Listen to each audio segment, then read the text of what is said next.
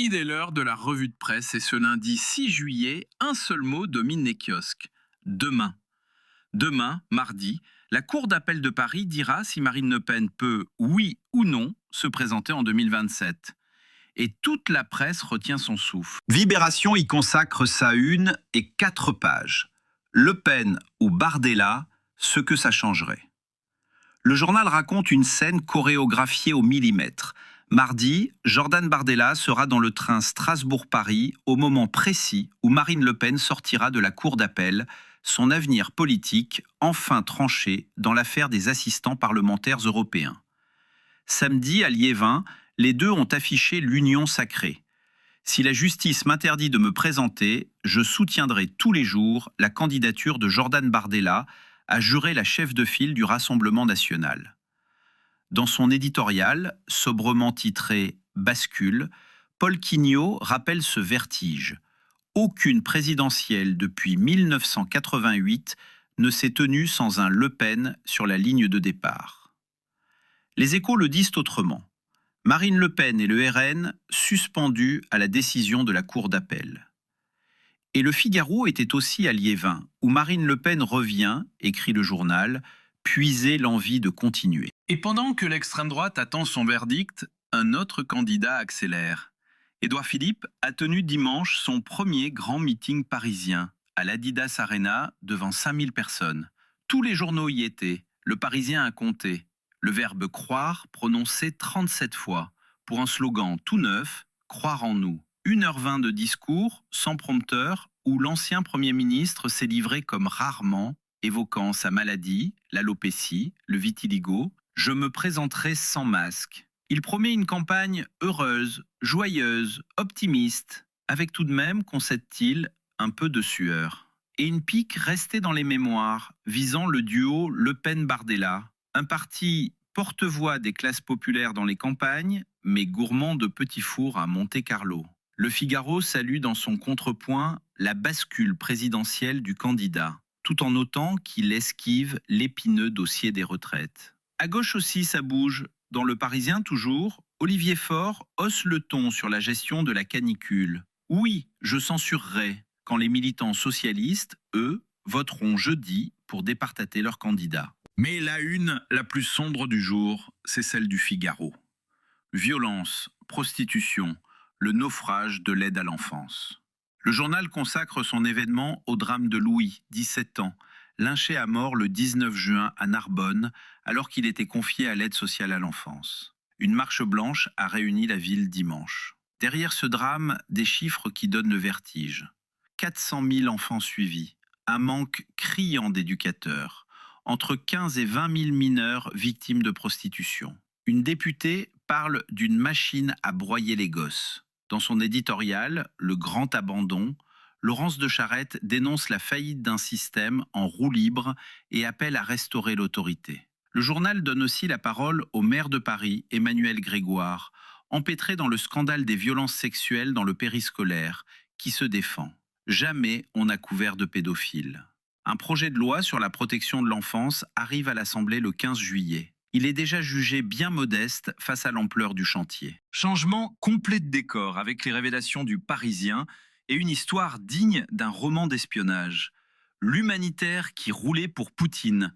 Sous couvert d'une petite association d'aide au Donbass, fondée à Pau, une franco-russe, Anna Novikova, est soupçonnée d'ingérence au service de Moscou.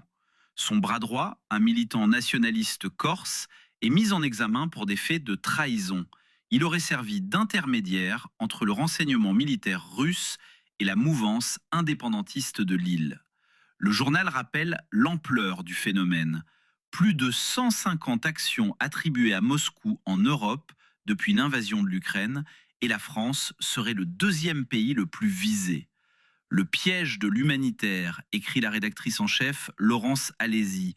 La guerre avance masquée et la cible, c'est notre cohésion nationale. À l'international, direction Téhéran, où Libération publie le récit saisissant d'un journaliste sur place, les funérailles d'Ali Khamenei, 6 jours de cérémonie qui paralysent la capitale iranienne. La mainmise en scène du régime, titre le journal, qui décrit des slogans moins tournés vers le chagrin que vers la vengeance et une absence qui intrigue, celle de Mojtaba Khamenei, le fils et successeur du guide. Écho direct dans Le Parisien, qui publie un entretien exclusif avec le contre-amiral de Possès, commandant du groupe aéronaval. 5 mois et demi de mission pour le Charles de Gaulle, de la Baltique au golfe d'Oman, basculé en urgence quand la guerre en Iran a éclaté fin février. Nous opérions sur 4 théâtres d'opération simultanément, ce qui est une prouesse, confie-t-il, avant ce joli résumé. Il n'y a jamais de routine sur un porte-avions. Dans Le Figaro, enfin, 2 images d'un monde qui se recompose. L'Amérique de Trump qui célèbre en grande pompe, feu d'artifice sur Washington, le 250e anniversaire de son indépendance, mêlant commémoration et autocongratulation, écrit le journal. Et en Allemagne, la démonstration de force de l'AfD. Alice Weidel, réélue avec plus de 81% des voix au congrès d'Erfurt, 30 000 manifestants dehors, et cette ambition assumée, nous sommes le nouveau parti du peuple.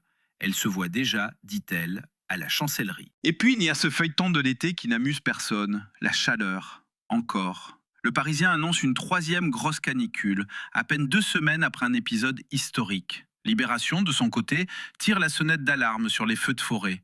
1650 hectares partis en fumée près du Canigou, 10 000 habitants concernés par des évacuations, et une étape du Tour de France adaptée, privée de public sur sa partie française. Le géographe Arthur Guérin-Turc y assène cette phrase qui claque. Tout miser sur la lutte n'est plus suffisant, il faut s'atteler à la prévention. Car, dit-il, les incendies ont changé de régime. L'impact social est déjà politique. La motion de censure des écologistes sur la gestion de la canicule est examinée ce lundi même. Côté économie, les Échos affichent un contraste presque insolent avec ce climat anxiogène. Fusion-acquisition, l'Europe à l'offensive, titre le quotidien économique. Un marché mondial en hausse de 49%, plus de 24 000 transactions, le retour des mégadeals et des groupes européens à la manœuvre, d'Engie à Koné, pendant que BNP Paribas s'invite dans le top 5 mondial des banques conseils. Dans le même journal, grand entretien avec François Provost, le patron de Renault, 1 an après son arrivée. L'industrie automobile européenne joue sa survie, mais Renault est prêt. 13 milliards d'euros investis en France. Une R5 électrique qui dépassera les 200 000 exemplaires cette année et qui, assure-t-il, dégage de meilleures marges que la Mégane ou le Scénic. Et l'éditorialiste Dominique Seux d'applaudir ce volontarisme. La France, écrit-il, a besoin de positif. Et nourrir le pessimisme, c'est risquer que l'économie soit emportée avec l'eau du bain. Du positif, justement, il y en a dans le sport et la tech. Les Bleus filent en quart de finale de la Coupe du Monde après leur victoire sur le Paraguay, un match rugueux dont le Parisien tire les leçons d'un match sale, en saluant le sang-froid des tricolores. Rendez-vous jeudi à Boston face au Maroc, des retrouvailles à haut risque, prévient le Figaro, 4 ans après la demi-finale du Qatar. Et pour les amateurs de manettes, événement historique signalé par les Échos. La Coupe du Monde des jeux vidéo s'ouvre ce lundi à Paris, une première hors d'Arabie Saoudite, guerre au Moyen-Orient oblige. 7 semaines de compétition porte de Versailles, plus de 2000 joueurs, 100 pays, 75 millions de dollars de dotation et une cérémonie d'ouverture avec DJ Snake et Aya Nakamura, Paris, capitale mondiale de l'e-sport, jusqu'au 23 août. On termine en culture et en légèreté. Le Figaro célèbre les sœurs Labec, qui fête plus de 50 ans de carrière au piano. Le Parisien, lui, s'offre un pas de côté délicieux. Les journalistes météo en surchauffent, devenus bien malgré eux les visages du changement climatique. Et pour les nostalgiques, sa série de l'été revisite le bac 1968. Révision difficile, mais examen facile. Il fallait bien ça à une année de révolution. Voilà pour les journaux de ce lundi 6 juillet. Passez une excellente journée, restez au frais et à demain.